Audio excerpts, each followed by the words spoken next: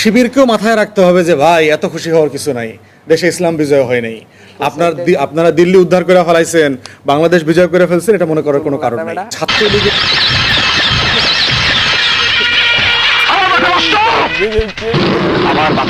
আমি দেখলাম আপনার টি শার্ট পরা, শার্ট পরা মেয়ে, জিন্স পরা মেয়ে সাদেক কায়েমকে ভোট দিচ্ছে।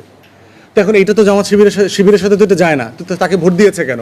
সে বলতেছে যে আমি শিবিরের এই ভাইদের সাথে নিরাপত্তা বোধ করি। এটা সিম্পল জিনিস যে আমি ছাত্রদলের ছেলেদেরকে দেখলে আমার গুন্ডা পান্ডা মনে হয়। এখন এটা তো কেউ মনে করতে পারে ভাই, তার তো স্বাধীনতা আছে। তারা দেখলে আমার চাঁদাবাজ লাগে, গাঁজাখোরের মতো লাগে, এটা তো ছেলেমেয়েরা বলছে ভোট দেওয়ার পরে। আর তারে দেখলে আমার ভদ্র মনে হয়েছে, বিনয়ী মনে হয়েছে, আমার কাছে মনে হয়েছে আমি বেশি নিরাপদ থাকবো ক্যাম্পাসে। তাহলে এই যে ভোটিং প্যাটার্ন, এই ভোটিং প্যাটার্নের ভিতরে অধিকাংশ প্যাটার্ন হচ্ছে আমি তাকে পছন্দ করি না, তাকে ভালো লাগে না, তাকে আমার নিরাপদ মনে হয় না, তাকে ভোট দিলে ক্যাম্পাস ভালো থাকবে না। অতএব এই যে নেগেট করছে আমি তাকে দিব না, তাকে দিব না, তাকে দিব না, এই দিব না ভোটগুলো দিন শেষে গিয়ে শিবিরের প্যানেলে জমা হয়েছে। অতএব এই ভোট কিন্তু শিবিরের না। কি বুঝলেন ভাই?